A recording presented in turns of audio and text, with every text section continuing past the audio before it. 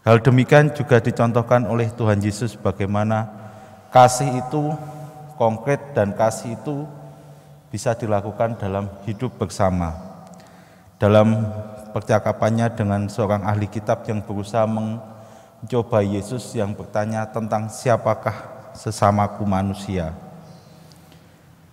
Dari contoh yang diberikan Tuhan Yesus kita bisa belajar bahwa ketika kita menganggap sama manusia adalah bagaimana kita bisa memberikan perhatian lebih kepada mereka yang lemah, dan kasih itu terwujud tidak setengah-setengah, secara total seperti yang ditunjukkan oleh orang Samaria tadi.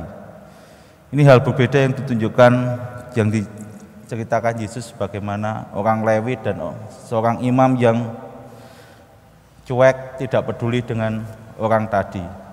Padahal gambarannya orang Lewi dan seorang imam tadi adalah dari golongan Yahudi yang hidupnya berada di sekitaran Bait Allah. Artinya hidup mereka sudah terpandang suci, tapi tidak bisa menunjukkan sikap kasih. Justru orang Samaria yang dianggap buruk, orang Samaria yang dianggap tidak Yahudi murni, mampu menunjukkan kasih itu secara total, tidak setengah-setengah. Dengan yang ditunjukkan tadi, merawat luka-lukanya, lalu membawanya ke penginapan, lalu berkata kepada yang punya penginapan kalau biayanya lebih akan menggantinya. Itu kasih yang total, tidak setengah-setengah. Dan kasih ini sungguh mengatasi sekat-sekat, mengatasi segala golongan-golongan.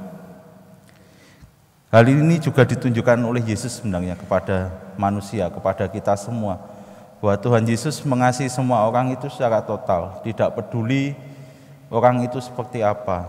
Ya, dalam karya-karyanya Tuhan Yesus juga banyak bergaul dengan orang berdosa dan pemungut cukai dan sebagainya.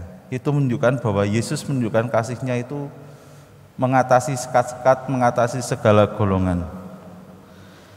Hal berbeda yang terkadang kita lakukan dalam hidup sehari-hari. Mungkin kita dalam hidup bermasyarakat, dalam hidup bersama kita masih menunjukkan kasih kita ya berdasarkan kotak-kotak tertentu, berdasarkan golongan-golongan tertentu, sehingga kita tidak bisa menunjukkan kasih itu secara total. Mungkin kita masih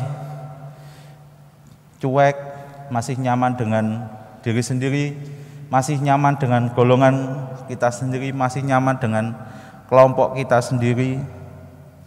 Lalu ketika ada kelompok lain melakukan segala sesuatu, kita mudah menghakimi dan sebagainya. Saudara-saudara yang terkasih, masing-masing pribadi sungguh berharga. Artinya, meskipun kadang hidupnya sifatnya tidak baik, tapi itu mereka juga berharga. Oleh karena itu kita diundang untuk memberikan sapaan yang penuh kasih kepada mereka yang lemah, kepada mereka yang membutuhkan sapaan personal, sehingga hidup mereka pun juga bertumbuh di dalam Kristus sendiri. Oleh karena itu, sebagai murid-murid Kristus, kita diundang untuk mengasihi secara total, seperti yang dilakukan Yesus sendiri kepada kita. Sehingga kasih yang kita lakukan ini benar-benar mengatasi sekat-sekat golongan atau kelompok-kelompok tertentu. Dan kita pun juga dalam perayaan Ekaristi ini mohon rahmat dari Allah sendiri supaya kita dimampukan untuk memberikan diri kita kepada sesama, dan kita pun dikuatkan dalam melakukan pelayanan cinta kasih. Berkat Tuhan menyertai kita sekalian.